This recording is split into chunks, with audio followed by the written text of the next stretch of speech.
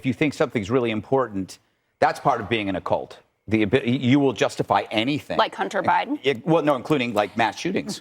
Like somebody shoots up a church, it's because they have a greater idea that's usually racist or whatnot. So that the idea that because of we don't care what the person thinks. We don't care what a mass shooter thinks. They are in a cult. That is Fox host Greg Gutfeld comparing mass shooters to climate activists because both, he says, are in a cult. Gutfeld has said some really stupid and weird things through the years. This might be his worst. He's literally comparing people who want to protect the planet with armed lunatics who want to shoot and inflict maximum carnage. Wow, talk about off the rails. Here is Gutfeld continuing his demagoguery of climate activists. This movement wants you to lose their cool because they know how to play the media, right? They want the attention, we provide it. So the longer, the more we play their stuff, the better it is for him.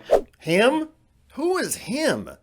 Anyway, at this point, Gutfeld pivots to his idea that violence against climate activists should be allowed, especially climate activists who disrupt traffic. Watch. I have a question for you, Mr. Sports Guy. Why is it perfectly okay, even encouraged, to brutally tackle and body slam a spectator when they run onto a field and disrupt a professional game, right? If so, if you can do that, why? This is way worse. There are ambulances trying to get somewhere. There are people trying to get to work. There needs to be an exemption for people in cars to get out, grab these idiots and hurl them into the bushes, and if need be, hold them down, take off their pants, throw them into the lake so they can't go anywhere, and then get back in your car. Because if we can do that at a baseball game, we could do that there.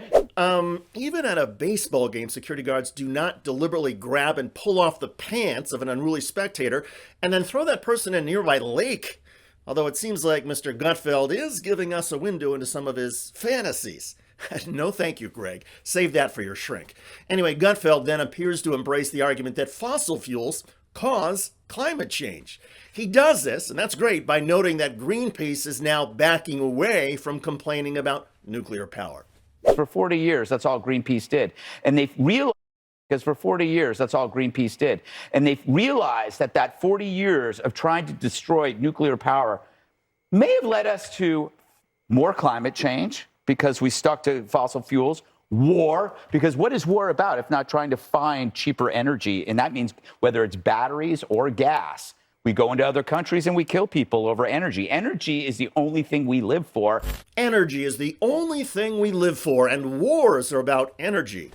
Well, that's interesting because the most recent war, the one between Russia and Ukraine, is not about energy, it's about territorial control.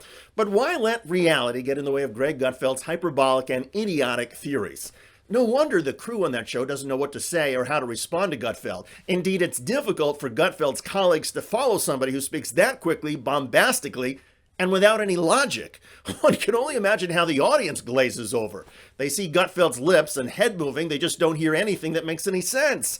And therein lies Greg Gutfeld's broadcast secret. He makes it up as he goes along, excels at wild stream of conscious diatribes, and throws in just enough hatred of progressive causes like protecting the planet to appeal to conservative audiences. Strange. And no wonder Greg Gutfeld is not getting Tucker's old time slot. Even the executives at Fox find Gutfeld confusing and odd. By the way, speaking of confusing, Republican Congresswoman Marjorie Taylor Greene says she just discovered PornHub, one of the world's most popular adult content websites. Yes, Greene claims she didn't know about it until recently. Well, based on her description of the site and the way she is unwittingly promoting it, she might as well be a PornHub site spokesperson. Check out that video at the link below. I'm David Shuster. Thanks for joining us.